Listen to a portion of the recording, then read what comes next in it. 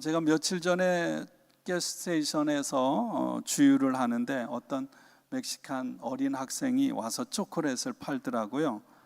그래서 이불을 주고 작은 초콜릿 하나를 샀습니다. 그리고 교회 돌아오는 길에 신호 대기 중에 이제 차를 세웠더니 홈리스가 다가오는 거예요. 팻말을 들었습니다. 이렇게 스탠포드 엔지니어, 아마 많이 배운 사람인 것 같아. 근데 이렇게 망가진 거예요. 그래서 지갑을 보니까 딱 1불밖에 없어서 1불하고 주머니에 넣었던 초콜릿을 건네 주었습니다. 그때 그 젊은이가 두 손을 모으고 아주 이렇게 두 손을 모으고 정중하게 온몸을 숙여서 이렇게 인사를 하며 감사하다고 하는 거예요. 저는 그 모습이 사실은 거룩해 보였습니다. 너무 아름답고 거룩해 보였어요. 그래서 나는 부끄럽게 그 1불짜리 하나밖에 없어서 그 작은 것을 주고도 그 사람을 통해서 저는 훨씬 더 많은 사랑, 훨씬 더 많은 기쁨을 얻는 그런 시간이었습니다. 예수님께서 이렇게 말씀하셨죠. 하나님을 사랑하고 이웃을 내 몸과 같이 사랑하라. 이웃을 어떻게 사랑할 수 있을까? 여기 지극히 작은 자 하나에게 냉수 한 그릇 대접한 것이 곧 나에게 한 것이다. 그것이 바로 하나님을 사랑하는 일이다 라고 말씀해 주셨습니다. 미국에서 살고 있는 우리들은 아무리 어려워도 먹을 것, 마실 것, 잠자는 것은 기본적으로 해결된 사람들이에요.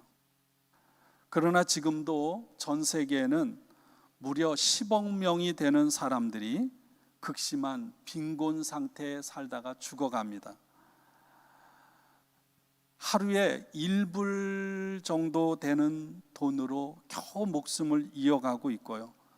2달러 미만으로 하루를 버티고 사는 사람들까지 합하면 세상에 한 20억 명 이상이 된다고 합니다. 세계 인구의 절반이 요즘은 햄버거 값이 조금 올랐지만 10년 전에 햄버거 값에도 못 미치는 그 돈으로 음식과 물과 잠자리를 해결하느라 고군분투하고 살아가는 것이 우리들이 살아가는 세상이에요. 하루에 2만 6천 명 이상의 어린아이들이 굶주리고 또 치료가 가능한 질병임에도 불구하고 치료를 받지 못해서 죽어가고 있습니다. 이 시간에도 그렇게 어마어마한 아이들이 죽어가고 있는 거예요. 예수님께서 우리에게 너는 가서 모든 민족으로 제자를 삼으라고 말씀하셨어요. 그래서 만약 우리가 예수님의 말씀에 순종해서 여러분 주님이 보내주시는 곳으로 갔다고 생각해 보세요. 그런데 그곳에 가서 보니까 이렇게 많은 사람이 기본적인 먹을 것도 없어 치료도 받지 못하고 죽어간다고 한다면 여러분은 어떻게 하시겠습니까? 어떻게 할까요? 예수 믿으면 천국 간다고 복음을 전하는 것도 중요하지만 여러분 내가 가지고 있는 것 중에 작은 것이라도 그런 사람들을 위해 나누고 이 사람들을 어떻게 도와주고 살릴 수 있을까 방법을 찾아야 되는 거죠. 그게 하나님의 사람이 해야 될 일 아니겠습니까? 특별히 오늘 이 연합 예배를 드리면서 우리 어린이들, 학생들, 젊은이들이 먹고 마시고 살아가는 모든 일에 아무런 어려움이 없어요.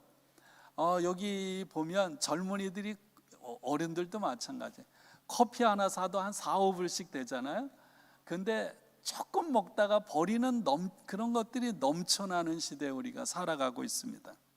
물론 우리 아이들도요 그런 면에 있어서 어려움 당하지 않지만 나름대로의 고통과 아픔과 고민을 가지고 살아요. 그럼에도 불구하고 오늘 우리들이 예배를 드리면서 우리 좀 하나님 앞에 그런 마음을 갖고 결단을 했으면 좋겠다는 마음입니다. 하나님께서 나에게 주신 은혜, 하나님께서 나에게 주신 복, 하나님께서 나에게 주신 재능, 하나님께서 나에게 주신 것으로 나 자신만을 위해 사용하는 것이 아니라 작은 것 하나라도 내 옆에 지극히 작은 자 하나에게 냉수 한 그릇 대접하듯이 나누며 섬기며 살아가겠습니다. 여러분, 그게 손해 같지만 그게 나를 더 풍성하게 하고요, 성숙하게 하고 기쁘게 만드는 것이고 복 있는 인생을 살게 만드는 것임을 믿습니다. 오늘 우리가 성찬 예배를 드려요. 앞에 우리 목사님께서 성찬의 의미를 여러 가지로 여러분들에게 말씀해 주셨어요. 잘 배웠나 모르겠어요. 우리 다겸이가 캘리포니아의 수도인 세크라멘토를 성찬 얘기를 했는데 너무 좋았습니다. 함께 웃을 수 있어서. 그리고 오늘 요한복음 6장에 있는 말씀을 이렇게 읽었는데 어른들도요, 여러 번 읽어도 어렵습니다. 굉장히 어려워요. 그래서 성찬은 신비라고 합니다. 미스테리예요. 우리 머리로 이해할 수 없는 신비예요. 여러분, 성찬은 기독교가 처음 시작할 때부터 드려왔던 예배의 핵심입니다. 성찬은 예수님의 생애, 그리고 예수님의 십자가에서 죽음과 부활을 재현해내는 거예요. 오늘 우리들의 삶의 자리에서 말입니다. 그리고 예수 그리스도의 삶 속으로 주님께서 우리를 초대하는 잔치입니다. 성찬에 참여하는 사람들은 이 성찬을 통해서 예수님의 십자가의 희생에 나도 동참하고 빵과 포도주를 먹고 마심으로 예수님과 함께 사는 삶을 실천하는 것입니다. 우리가 어떤 특별한 날 사랑하는 사람, 또 가까이 지내는 사람들과 함께 모여 특별한 식사를 할 때가 있어요. 식사를 같이 하면 여러분 기념하는 의미 있는 시간에 누군가와 식사를 같이 하면 그 사람이 어떤 사람이든 그 사람과 훨씬 더 결속감이 강해지는 거예요. 하나 되는 거죠. 그래서 하나가 되어서 함께 식사를 나눌 때 그 식탁에서 누리는 기쁨은 여러분 이루 말할 수가 없습니다. 우리는 함께 사랑하는 사람들끼리 함께 모여서 밥을 먹는 것은 단지 배고픈 허기를 채우기 위해서만 먹는 게 아니죠. 그 식사를 통해서 아주 소중한 무엇인가를 얻게 되고 그것을 통해서 우리가 변화되는 것입니다. 식사를 같이 하게 되면 분명한 것은 그 사람과 내가 하나가 돼요. 그리고 그 하나가 된 경험, 사랑의 경험은 잊을 수가 없는 소중한 것이 되는 것입니다. 우리가 한 식탁에서 함께 밥을 먹을 때 함께 교제하며 하나가 되는 것처럼 우리가 성찬을 통해서 여러분 예수님의 몸과 살을 먹고 마심으로 우리는 주님과 하나가 될 뿐만 아니라 오늘 이 자리에 성찬에 참여한 우리 모두가 서로가 하나 되는 줄로 믿습니다. 그리고 더 나아가서 이 교회 안에서 예배드리는 우리만이 하나가 되는 것이 아니라 하나님 안에서 하나님이 만든 세상의 모든 사람들이 우리의 삶의 지체 일부분이 되는 거예요. 손가락 하나를 다치면 손가락 하나만 아픈 게 아니에요. 온몸이 아픈 것입니다. 우리 성도들 중에 어린아이가 하나가 아프면 나도 아픈 거예요. 나 하나가 기쁘면 모두가 기쁜 거고요, 나 하나가 아프면 모두가 아픈 거예요. 슬픈 것입니다. 그 마음을 우리가 가질 수 있길 원해요. 예수님께서 보리떡 5개와 물고기 2마리로 5,000명을 배불리 먹였습니다. 기적을 행했어요. 그런데 그 다음날 유대인들이 예수님에게 와서 이렇게 얘기하는 거예요. 우리에게 보고 믿을 수 있도록 기적을 보여주세요. 여러분, 오병이어로 5,000명을 먹인 게 엄청난 기적이잖아요. 근데 그 다음날 또 우리가 보고 믿을 수 있도록 기적을 보여달라는 거예요. 또 다른 기적을 보여달라는 거예요. 여러분, 누군가 간증을 하고 그럴 때 기적을 경험하잖아요.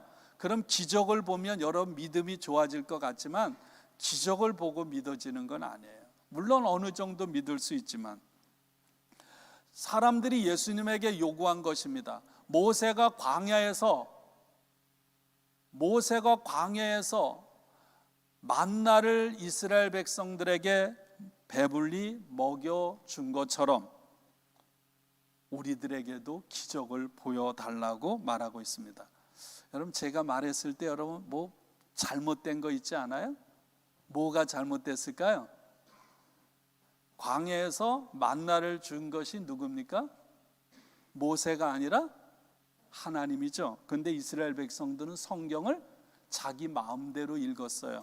모세가 광야에서 만나를 백성들에게 먹여준 것처럼.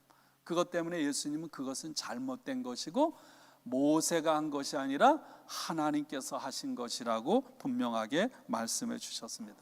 근데 여기에서 나오는 동사를 현재 시제를 써요. 현재. 오래전에 이미 끝난 것이 아니라 현재는 뭐예요? 지금 이 시간에도 하나님께서 이스라엘 백성들에게 광야에서 만나를 먹여주셨듯 저와 여러분의 삶에 지금 이 시간에도 먹여주신다. 우리가 믿는 하나님은 살아계신 하나님임을 믿습니다. 아브라함의 하나님, 이삭의 하나님, 야곱의 하나님이지만 그분은 살아계신 저와 여러분의 하나님이에요. 예수님은 저와 여러분의 살아계신 예수님이에요. 아멘이시죠? 하나님은 누구인가? 오늘 말씀에 보면 떡을 주시는 분, 예수님은 자신의 생명을 주시는 하늘의 떡이라고 말씀하셨어요. 근데 유대인들은 자신이 듣고 싶은 대로만 들었어요. 여러분, 우리 부부들도 제 아내가 늘 저한테 뭐라고 하는 말이 뭔지 아세요? 듣고 싶은 말만 듣는다. 우리가 누군가하고 만나 대화할 때도 귀를 기울이고 마음을 열어서 상대방의 이야기에 귀를 기울이기보다는 얘기를 들으면서 제가 많이 그럴 때가 있어요. 무슨 말을 해줄까? 그러니까 상대방 얘기를 안 듣는 거죠. 상대방과 만나 얘기를 하지만 진짜 만나는 게 아닌 거예요. 내가 듣고 싶은 말만 듣고 내가 하고 싶은 말만 생각하는 게 사실 대부분 우리들의 모습 아닙니까? 예수님은 내가 생명의 떡이라고, 너희들에게 생명을 주는 떡이라고 말씀하는데 이 이스라엘 백성들은 뭐라고 해요? 우리에게 떡을 달라는 거예요. 우리에게 떡을 달라는 것입니다. 예수님은 저와 여러분에게 생명의 떡이심을 믿습니다. 그러므로 누구든지 오늘 예수님 앞에 나오는 사람들은 그 사람이 어떤 사람들인지 상관없이 굶주림을 해결하고 목마름을 해결하고 인생의 갈급함을 해결하고 삶의 문제를 해결하는 줄로 믿습니다. 예수님을 믿을 때 그곳에 생명이 있고 예수님을 믿는 사람은 영원한 생명을 얻게 된다는 것이 오늘 예수님의 말씀이에요. 그런데 여러분, 유대인들은 예수님을 믿지 않았습니다. 왜 믿지 않았을까요? 예수님은 나사렛 볼 것 없는 촌 사람이고 지금 예수님의 아버지 어머니가 어떤 사람? 목수거든요. 눈으로 겉으로 보일 때 저 사람이 그런 사람일 수가 없는 거예요. 우리도 사람들을 만날 때 겉으로 한번 쫙 스캔하고 판단하잖아요. 여러분, 하나님의 일은 믿음이 아니면 볼 수가 없는 줄로 믿습니다. 그리고 우리가 필요한 것은 믿음의 눈을 갖기를 하나님 앞에 구하는 거예요. 예수님은 생명의 빵이시고 생명의 근원이심을 믿습니다. 그 예수님을 믿는 사람, 그 예수님을 받아들이는 사람은 영원히 죽지 않는 줄로 믿습니다. 예수님은 바로 하늘로부터 내려온 만나입니다. 이스라엘 백성들은 광야에서 만나를 먹었지만 그들은 그 다음날 또 거두어서 먹어야 했고 그들은 죽었습니다. 그러나 새로운 생명의 양식인 만나인 예수님을 믿는 사람은 더 이상 먹을 필요가 없이 영원히 생명을 누리는 줄로 믿습니다. 그것이 오늘 이 성찬에 예수님께서 주신 말씀이에요. 제가 시간이 많이 가서 좀 건너뛰고 하죠. 여러분, 빵은 우리가 살아가는 삶의 가장 기본적인 먹거리, 일용할 양식입니다. 포도주는 물처럼 우리들의 목을 축여줄 뿐만 아니라 우리의 삶에 기쁨과 만족과 행복을 주는 축제의 음료예요. 물론 술을 너무 과하게 먹으면 우리에게 주는 기쁨보다 우리 삶에서 빼앗아가는 것들이 너무나 많아요. 술이 세상을 망치고 인간을 망치는 모습들을 우리는 보지 않습니까? 그럼에도 불구하고 여러분, 포도주는 우리의 삶에 기쁨을 주고 생명을 주는, 예수님께서 가나의 혼인잔치에서 포도주가 떨어진 슬픔이 있는 곳에 물을 포도주로 바꾸어서 그 자리를 기쁨으로 만든 줄로 믿습니다. 우리가 인생을 살아가면서 포도주가 떨어지는, 기쁨이 사라지고 아픔과 슬픔과 절망이 찾아오는 그 자리에도 주님은 우리의 삶에 살아계셔서 우리의 삶을 기쁨으로 바꾸시고 소망으로 바꾸시고 생명으로 바꾸시는 줄로 믿습니다.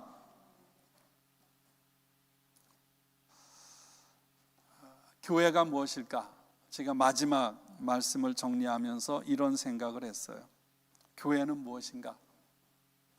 교회는 모든 사람들이 환영받는 곳. 내가 사랑받고 환영받고 있다고 느끼는 것이 교회입니다. 어떤 신학을 몰라도 상관없어요. 성경을 몰라도 상관없습니다. 누구든지 교회에 오면 내가 환영받고 사랑받고 있구나. 그렇다면 누가 환영을 하고 누가 환영을 받나요? 누가 주인이고 교회에서 누가 나그네입니까? 여러분, 우리는 서로가 서로를 섬기고 서로가 서로를 사랑하고 서로가 서로에게서 환영받고 사랑받는 곳이 교회임을 믿습니다. 서로가 이 자리에 있는 우리가 어른부터 아이에 이르기까지 하나님의 마음, 예수님의 마음, 사랑의 눈으로 그 사람을 바라보고 함께 이야기를 나누고 손잡아주고 어깨를 토닥거려주고 마음을 열고 그 사람의 이야기에 귀를 기울여 주는 곳, 여러분, 그것이 교회예요. 이 교회가 그런 교회가 되기를 원합니다. 성령이 거하는 전인 여러분 한 사람 한 사람이 그런 사람이 되기를 원합니다. 일주일 내내 살아가는 삶의 자리에서 지치고 상처 있고 피곤한 삶을 살다가 교회에 나와서 이런 사랑을 받고 이런 환대를 받는다면 그 사람이 교회에 나오는 게 그리워지지 않겠어요? 기다려지지 않겠습니까?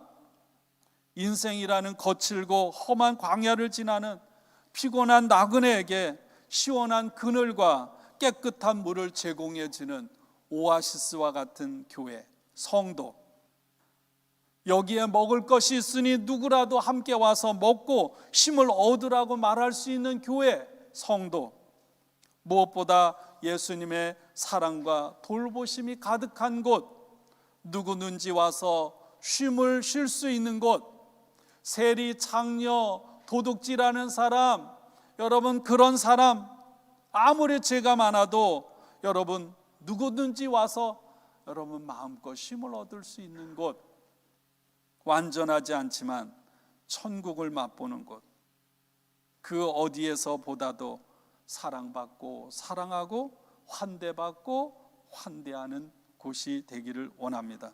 그렇게 만나의 어린아이들부터 태중의 아이부터 어른들까지 함께 손잡고 그리스도 안에서 오늘 한 떡과 피를 나누면서 하나 된 우리들이 주님 앞에 서는 그날까지 함께 순례의 길을 걸어가는 우리 모두가 되기를 주님의 이름으로 축복하고 축원합니다.